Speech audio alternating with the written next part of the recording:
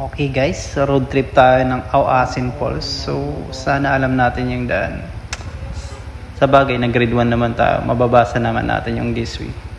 How many kilometers. Pero napapaisip ako dyan sa part na yan kung bababa ko ba to or hindi. Kasi ang tarik ng daan dyan talaga eh.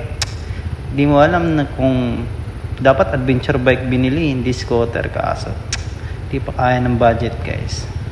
So yung bike natin dyan, grabe, kawawa yung battery dyan. Di mo alam kung itutuloy mo o uwi ka na, atras ka dyan. Kasi di mo alam kung ano eh, kung malalim ba o hindi eh.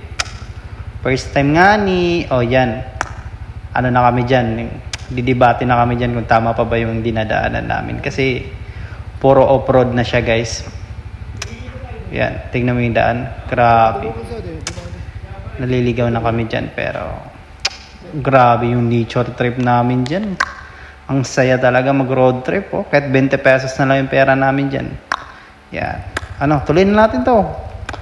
Gahanap kami ng gasoline station sa kalagitnaan ng bundok dyan, sa part na yan. Kasi wala na kaming gasolina dyan. Okay guys, nakita natin ang Auasin Falls, Sugay, Ilocosur. Sigay ba yun? Yan, may mga nabutan pa tayo dyang mga umakyat. Grabe, tayo lang yung nakamotor lahat 10 wheels 10 wheeler. Hindi, 4 wheels. Sana all may 4 wheels. Grabe, ang ganda ng bundok dyan. Part na yan. Okay guys, start na tayo dyan. First hanging bridge. Sulit din yung hanging bridge nila dyan guys. Trekking na pala kami dyan pa Auasin Falls. So 35 to 45 minutes depende sa lakad at picture guys papunta sa falls. So maganda yung ilog dyan, malinaw, malinis. Chill modes lang, parang mapya again. Okay. Ay, palpak yung camera na dala niyan. Alam mo ba, picture ako ng picture niyan. Pero yung camera, wala palang memory card. Yan na si Kuya Bans, nangunguna. Wow, what a very nice view. Ang ganda ng falls kung makikita nyo guys. Pakasulit. Grabe. Sulit yung 750 na binayad sa tour guide plus sa gasolina. Pakasaya, saya na naman ng mga itik na pag road trip na naman.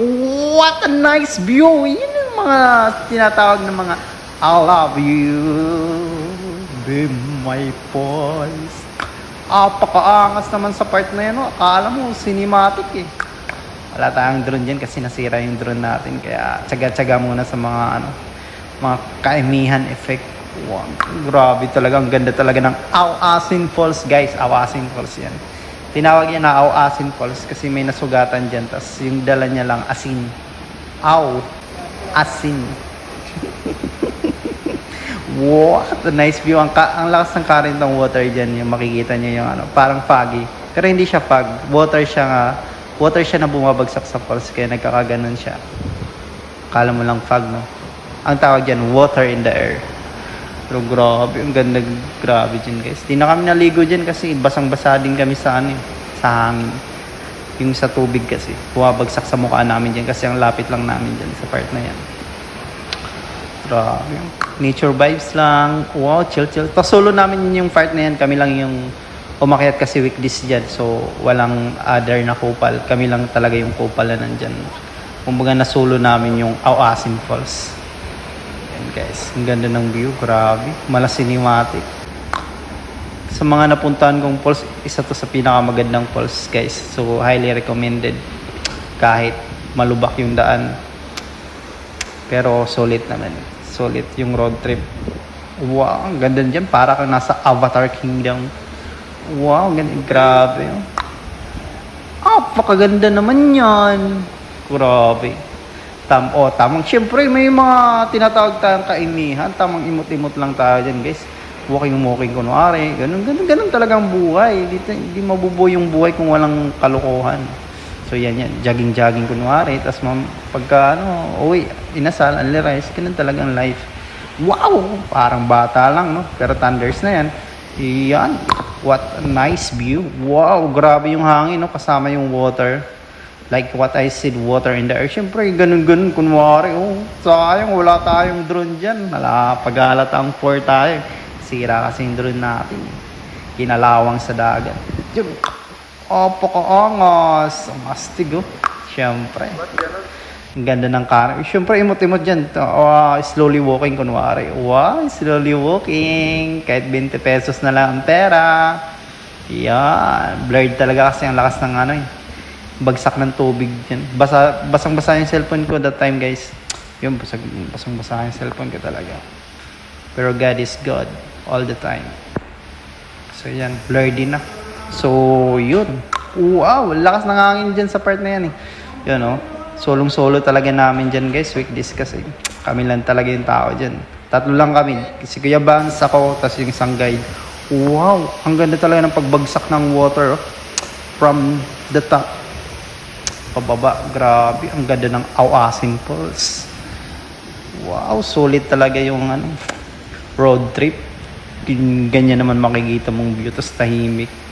Napaka, nature vibes. Wow, once in a lifetime. Wow, grabe yung hangin dyan.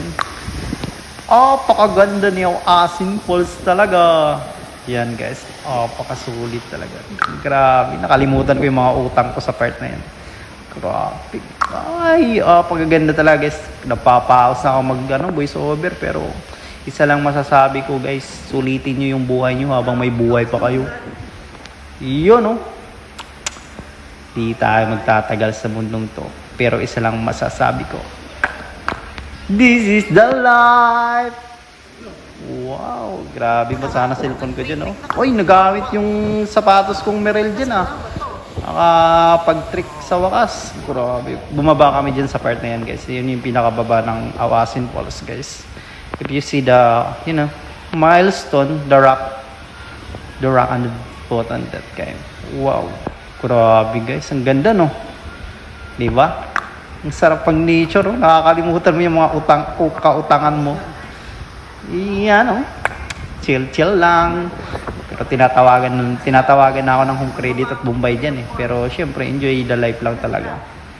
Wow, may paimot-imot ka pang nalalamang kupal ka. Syempre, oh, wow. Ang lakas ng current ng bagsak ng falls diyan. Grabe, basang-basa yung cellphone ko dyan. Pati yung mukha ko, basang-basa talaga. Kami ni Kuya Vance dyan. Enjoy lang namin yung namin, paggagala. Habang wala pa kaming mga asawa. Yun, ang ganda ng nature vibes. Oh.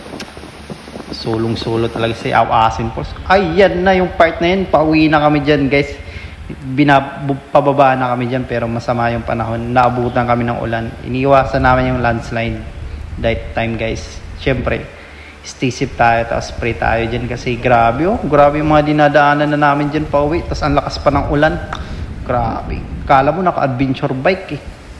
Yun oh. Kawawa si Bit dyan oh.